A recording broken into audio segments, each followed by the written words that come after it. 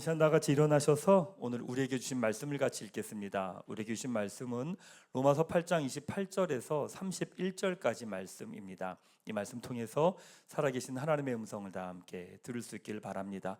우리 28절부터 말씀을 함께 읽도록 하겠습니다.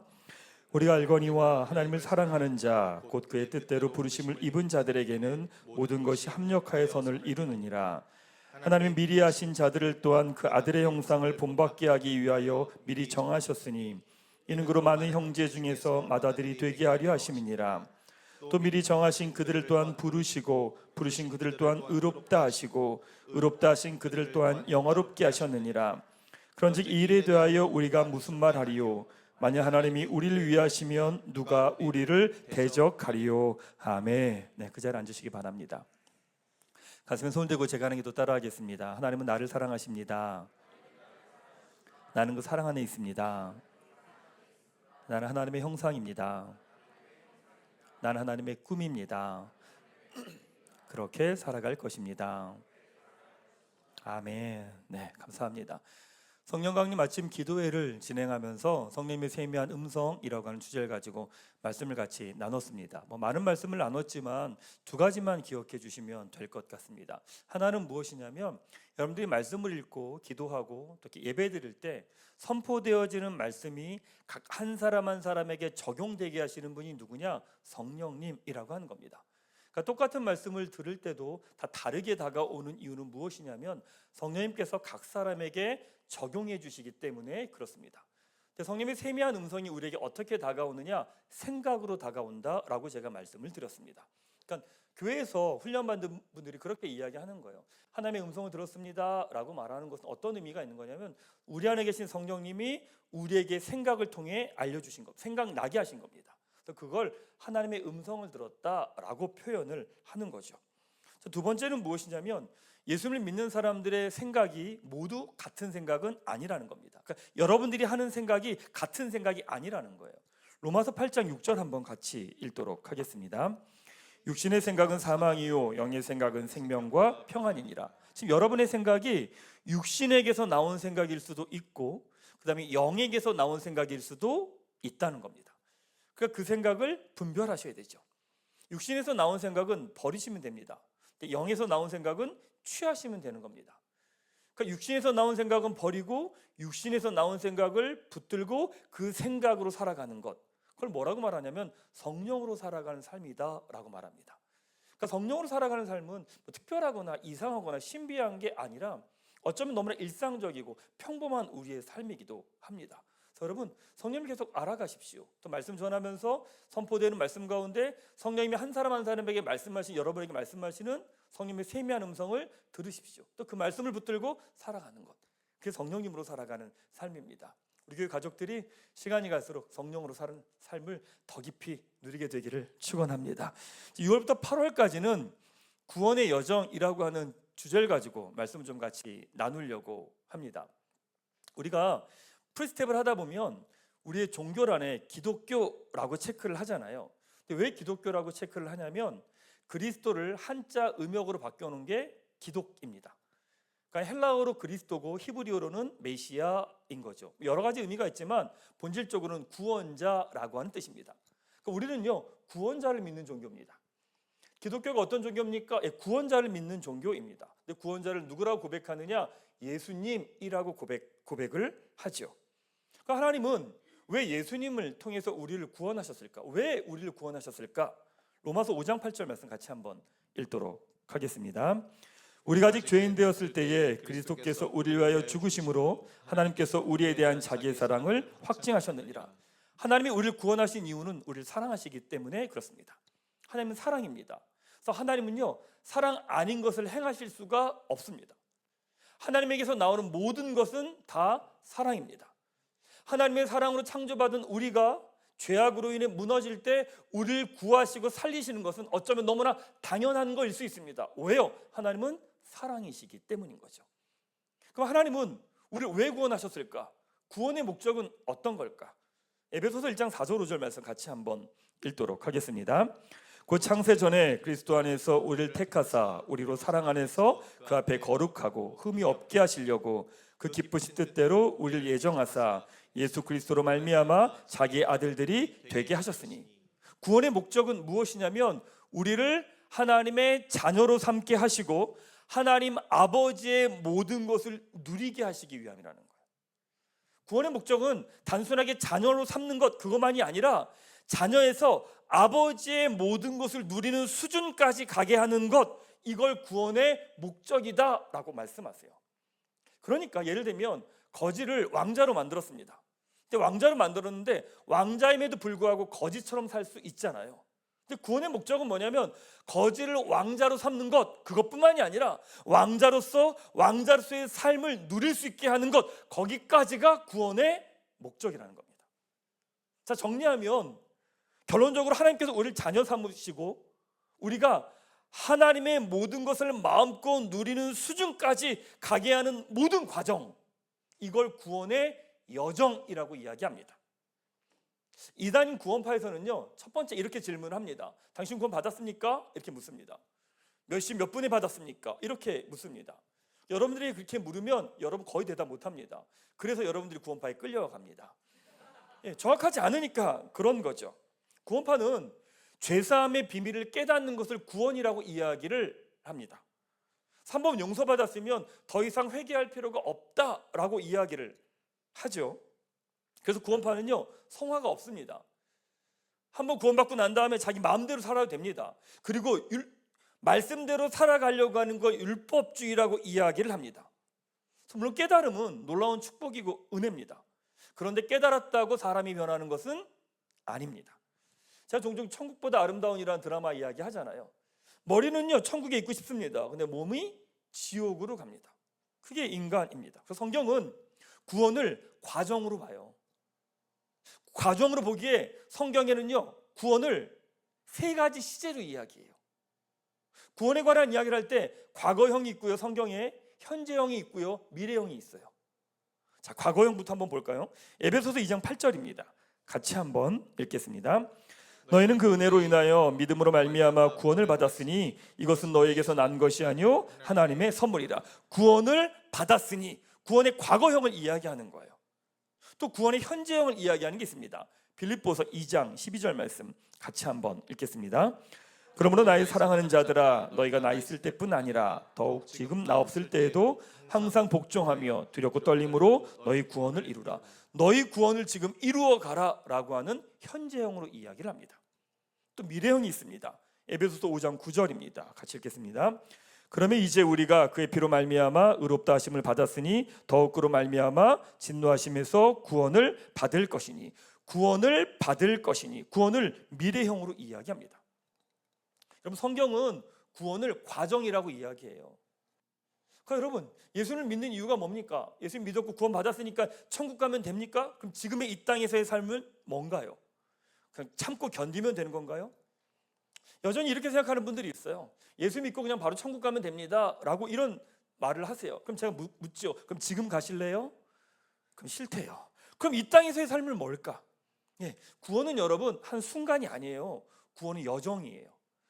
그래서 성경은 구원에 관계된 이야기를 할 때 과거와 현재와 미래형으로 이야기를 하고 있는 거죠. 그래서 건강한 신앙은요, 구원의 여정을 잘 이해하셔야 됩니다. 그래서 여러분들이 6월부터 8월까지 구원의 여정에 대한 말씀을 함께 나눌 텐데, 말씀을 나누면서 여러분 안에 구원의 감격의 기쁨이 회복될 겁니다. 또 동일하게 구원받은 자의 삶이 어떤 것인지에 대한 선명한 그림이 다시 정돈이 될 겁니다. 자, 시작해 볼까요? 구원의 시작은 뭘까? 여러분, 구원의 시작은 뭡니까? 구원의 시작은요, 하나님의 부르심입니다.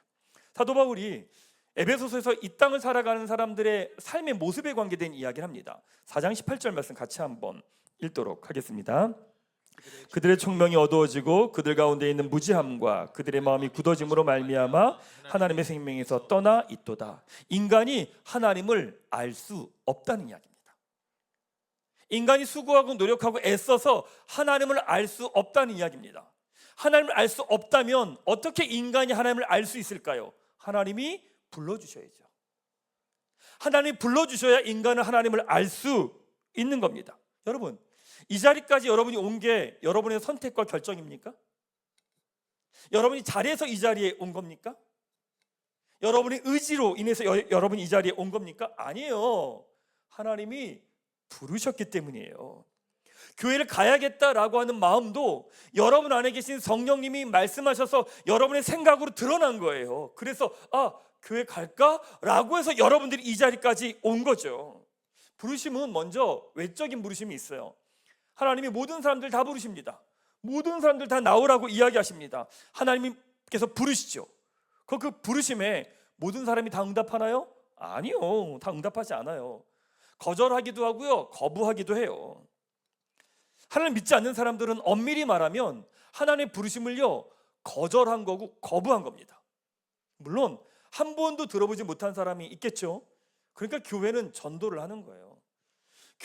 교회에서 전도는 무엇이냐면 하나님의 부르심을 전하는 거죠.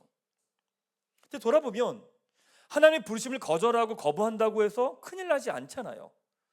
밖에 보면 그냥 잘 삽니다. 맞아요, 잘 살아가요.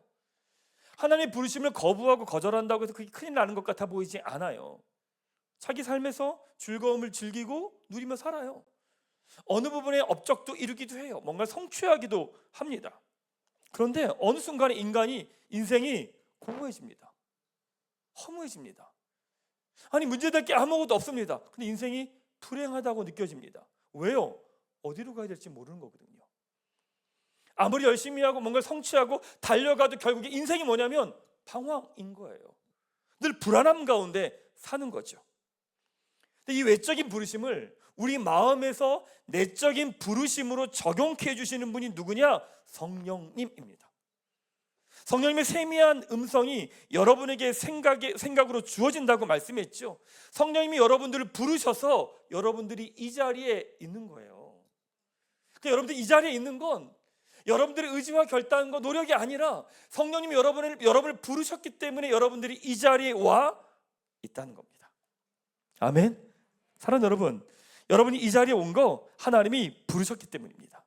성령님께서 부르시는 음성을 듣고 이 자리에 여러분들이 온 거예요. 맞아요. 구원의 시작은 어디에 있는 줄 아십니까? 하나님의 부르심에 있습니다. 그러면 그 하나님의 부르심이 우리 삶에 어떤 영향을 줄까? 하나님의 부르심이 우리 삶에 어떤 영향을 줄까? 오늘 두 가지를 여러분하고 좀 같이 나누도록 하겠습니다. 첫 번째는요, 부름받은 사람은요 변할 수밖에 없습니다. 부름받은 사람은 변할 수밖에 없습니다. 오늘 본문에서 사도 바울이 부름받은 사람의 모습을 두 가지로 이야기합니다. 28절 말씀 같이 한번 읽도록 하겠습니다. 우리가 알거니와 하나님을 사랑하는 자 곧 그의 뜻대로 부르심을 입은 자들에겐 모든 것이 합력하여 선을 이루느니라.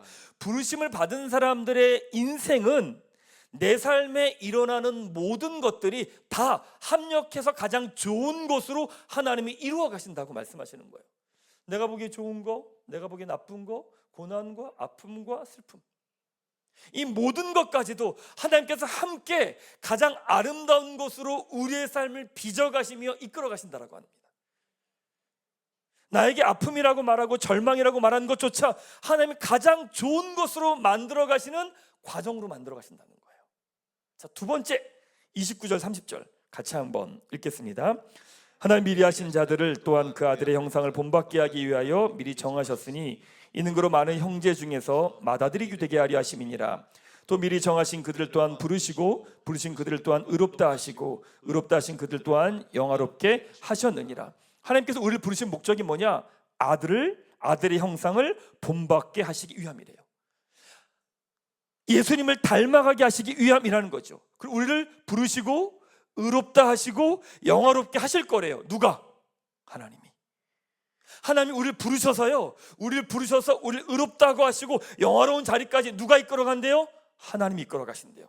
이게 무슨 말씀이냐면 하나님이 우리를 부르셨다면 우리 인생의 로드맵이 이미 정해졌다는 거예요. 여러분의 인생의 길은 이미 정해졌다는 거예요. 여러분이 어디로 갈지는 하나님 이미 다 정해주셨다는 거죠. 이 말 다르게 표현하면 부름받은 사람의 삶은요 이미 변했다는 겁니다. 이미 변했고 변해갈 거고 변해가고 있다는 이야기입니다. 왜요?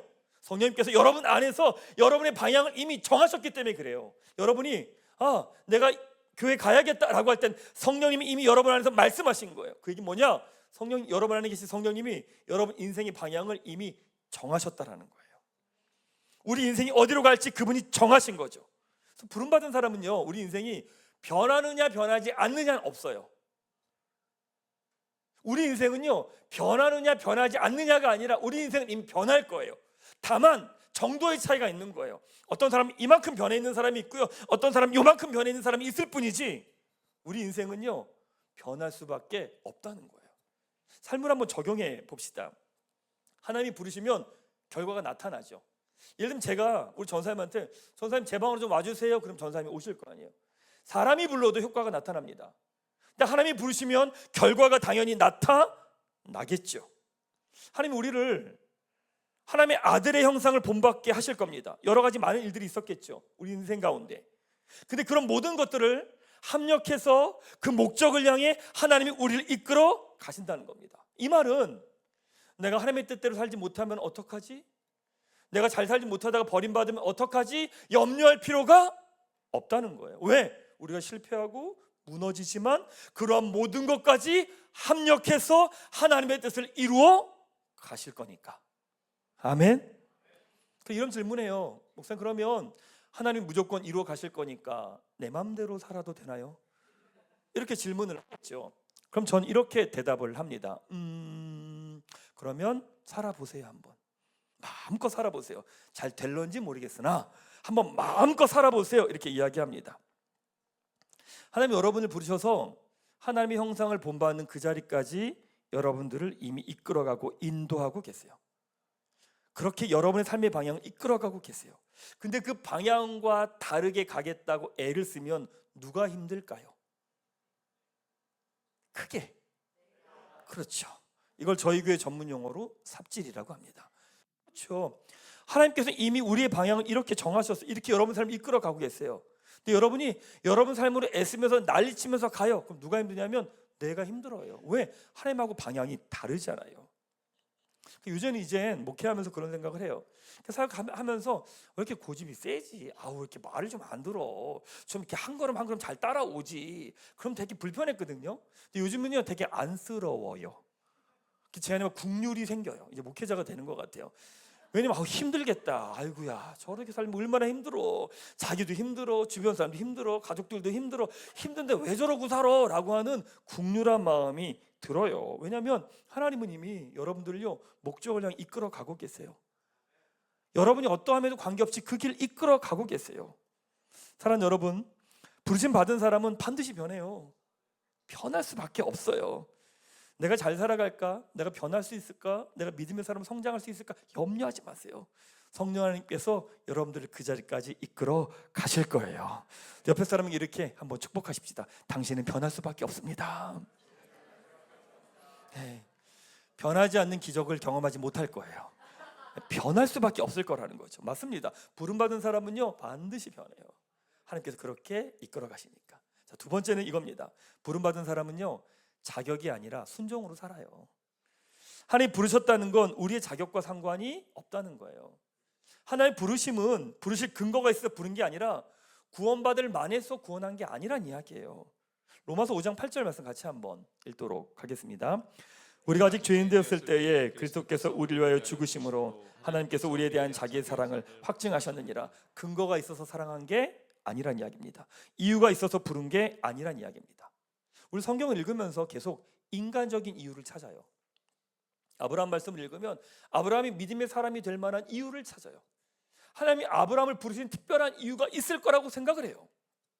요셉과 모세가 그렇게 지도자가 되었다면 그렇게 지도자가 될 만한 이유가 있을 거라고 생각하고 그 이유를 계속 찾아가요. 여러분, 성경은 위인전이 아니에요. 성경에서 인간의 탁월함을 찾을 필요가 없어요. 왜? 탁월한 것이 아니라 하나님이 부르시고 하나님 이 자리까지 그 사람이 이끌어가면서 나타난 결과일 뿐인 거예요. 그러니까 하나님이요 나에게 능력이 있느냐 없느냐, 내가 할 수 있느냐 없느냐 자격을 논하지 않아요. 성경은. 왜? 하나님의 부르심으로부터 시작을 하는 거니까. 그 사람이 믿음의 사람이 된 건 그 사람이 믿음의 사람의 능력이 있는 것이 아니라 하나님이 그 사람을 그 자리까지 이끌어 가신 거예요. 또 부름받은 사람은요 자격으로 살지 않아요. 능력으로 살지 않아요. 순종으로 살아요. 그러니까 내가 자격이 있느냐 없느냐, 내가 할 수 있느냐 없느냐, 자격을 따지지 않아요. 왜냐하면 그분이 부르셔서 주어진 거니까. 그러니까 순종하며 그 길을 걸어가는 거예요. 우리 삶을 한번 돌아와 볼까요? 이 시대는 스펙이 중요합니다. 스펙은 자격이잖아요. 근데 놀랍죠? 그 자격이 돼야 그 일을 할 수 있다고 이야기합니다. 이 세상 사람들은 그게 스펙이 좋고 그 자격이 돼서 그 일을 합니다. 그럼에도 불구하고 그렇게 열등감과 자기 패배와 절망감에 빠져 있습니다. 너무 역설적이지 않습니까? 아마 그렇겠죠. 내가 부족하다고 생각하니까 노력했고, 노력하니까 어떤 결과물이 있었겠죠. 근데 아무리 노력해도 달라지는 건 무엇이냐면, 내가 부족하다라고 하는 이 마음에서부터 시작하기에 달라지는 게 없는 겁니다. 복음을 알아가다 보면, 복음을 알아가는 사람은 결코 교만할 수 없습니다. 왜요? 부르심으로부터 시작한 거잖아요. 내가 잘해서, 내가 능력이 있어서 여기까지 온 거예요? 아니에요. 하나님의 부르심 때문에 이 자리에 온 거예요. 어떤 집사님이 와서 그러더라고요. 목사님, 우리 애가 갑자기 공부를 하겠대요. 이러는 거예요. 공부를 하겠대요. 제가 웃으면서 그렇게 얘기했어요. 성령님의 음성 들었나 보네. 진짜 이렇게 얘기했어요. 공부 안 하더니 갑자기 공부를 하겠다는 거예요. 그건요, 원래 그 아이는 공부 안 할 아이거든. 근데 그 아이가 공부하겠다는 얘기 뭐냐면 다른 음성을 들었으니까 그런 이야기를 하는 걸 거란 말이에요. 돌아보면 여러분이 이 자리까지 와서 누리는 모든 게 여러분의 능력이었어요? 아니에요. 여러분이 잘해서요? 아니에요. 잘하겠다는 마음은 누가 주신 거예요? 할 수 있는 환경은 누가 주신 거예요? 그리고 공부할 수 있는 재정은 누가 주신 거예요? 내가 일을 해서 돈을 벌었어요? 그 일을 털 주신 건 누구예요? 그 일할 수 있는 건강을 주신 건 누구예요? 돌아보면 우리 힘으로, 우리 능력으로 이 자리까지 온 거 아니에요. 하나님 부르셔서, 하나님 마음 주셔서 여러분들 이 자리까지 오게 하신 거예요. 몇 년 전에 돌아가신 이어령 교수님이 마지막 수업이라고 한 책에서 이제 이런 이야기를 하시더라고요. 내 집도, 내 자녀도, 내 책도, 내 지성도 분명히 내 것인 줄 알았는데 다 기프트였어. 어린 시절 아버지에게 처음 받았던 가방, 알코올 냄새가 나던 말랑말랑한 지우개처럼, 내가 울면 다가와서 등을 두드려주던 어른들처럼, 내가 벌어서 내 돈으로 산 것이 아니었어요. 우주에서 선물로 받은 이 생명처럼 내가 내 힘으로 이뤘다고 생각한 게 다 선물이더라고요. 사랑하는 여러분, 어떤 것에도 교만하지 마십시오. 마치 내 수고와 노력으로 내가 이 자리까지 왔다고 착각하지 마십시오. 하나님 부르시고 여러분들 이 자리까지 오게 하신 겁니다. 그래서 부름받은 사람에게 가장 안 어울리는 단어가 뭔지 아십니까? 교만입니다. 부름받은 사람은 교만할 수 없습니다. 왜요? 처음부터 끝까지 하나님의 부르심으로 이 자리까지 왔기 때문에 그래요. 또한 하나님이 여러분을 부르시고 세우신 그 자리에서 능력이 없다고 말하지 마세요. 할 수 없다고 말하지 마세요. 못한다고 이야기하지 마세요. 나는 실력이 안 된다고, 난 자격이 없다고 투덜대지 마세요. 로마서 11장 29절은 이렇게 말씀합니다. 같이 한번 읽도록 하겠습니다. 하나님의 은사와 부르심에는 후회하심이 없느니라. 하나님의 부르심엔 후회가 없어요. 하나님의 부르심에는요, 여러분을 부르시고 난 다음에 아차 실수했다 미안 이렇게 하지 않으신다는 거예요. 내가 아무리 무너지고 내가 깨어지고 내가 실패할지라도 하나님 결코 후회하지 않으세요. 왜요? 하나님의 부르심은 언제나 결과를 만들어 가기 때문에 그래요. 성령님이 여러분들 그 자리까지 세워 가신다는 거예요. 사랑하는 여러분, 하나님께서 여러분들 그 자리에 세우셨을 땐 여러분들이 자격이 있어서 세우신 거 아니에요. 하나님이 자신이 있으시니까 여러분들을 그 자리에 세우신 거예요. 그 자리에서 내가 할 수 없다, 나 능력 안 된다, 못한다 이런 얘기하지 마세요. 왜요? 우리 능력이 있어서 이 자리에 있는 게 아니니까, 자격이 돼서 이 자리에 있는 게 아니니까, 죄인 되었을 때, 원수 되었을 때 우리를 위하여 죽으심으로 우리가 있는 거니까, 하나님의 은혜로 이 자리에 부름 받은 사람들이니까, 그러기에 자격을 말하는 것이 아니라 순종함으로 그 걸음을 걸어가는 거죠. 그거면 됩니다. 하나님의 부르심엔 후회가 없거든요. 사랑하는 여러분, 옆에 있는 분에게 이 시간 이렇게 축복하십시다. 당신 하나님께서 부르셨습니다. 말씀 좀 마무리하도록 하겠습니다. 김종상 시인이 쓴 어머니의 목소리라고 하는 동시가 있습니다. 내용은 이렇습니다. 해가 뉘어뉘어 서산 마루에 걸릴 때면 동구 밖까지 들려오던 어머니의 목소리. 얘야, 저녁밥 먹어라. 구슬치자 구슬치기 자치기에 정신없이 놀다가도 그 목소리만 들리면 친구들과 헤어져 나는 집으로 달려가곤 했었지. 가만히 눈을 감으면 지금도 들려오는 정답고 따뜻한 어머니의 목소리. 어릴 때 막 놀다가 지금은 그런 일이 별로 없잖아요. 막 놀다 보면 어머니가 저녁 됐다 밥 먹어라 라고 하면 열심히 놀다가요 다 팽개치고 집으로 들어갑니다. 친구들하고 땅 따먹기 하면서 꽤 많이 제가 땅을 차지했거든요. 근데 밥 먹으래요. 다 치고 그냥 갑니다. 아이들하고 열심히 놀다가 저희가 이깁니다. 이길 수 있는 상황입니다. 어머니가 밥 먹자 그럼 다 놓고 다 집에 갑니다. 왜요? 내가 아무리 즐겁고 아무리 재밌게 놀다가도요 그걸 멈추는 힘은 어디에 있는지 아십니까? 부르심에 있습니다. 그 부르심 따라 돌아가는 거죠. 사랑하는 여러분, 하나님이 여러분들을 부르셨어요. 되게 여러 모양으로 부르셨어요. 때로는 고난일 수도 있고, 때로는 아픔일 수도 있고, 때로는 실패일 수도 있고, 때로는 절망일 수도 있고, 때로는 부모님을 통할 수도 있고, 때로는 자녀를 통해 부르실 수도 있어요. 그래서 여러분들이 이 자리에 와 있는 거예요. 여러분, 여러분이 주어지는 상황이 어떠한 상황이든 당당하십시오. 왜요? 여러분이 자격으로 인해서 그 자리에 주어진 게 아니니까. 하나님이 부르신 그 자리에 당당하게 서십시오. 하나님께서 이미 그것들을 풀어내고 감당할 힘과 지혜를 주셨음을 믿으시기 바랍니다. 또 하나님께서 여러분들 그 자리까지 세워 가실 것입니다.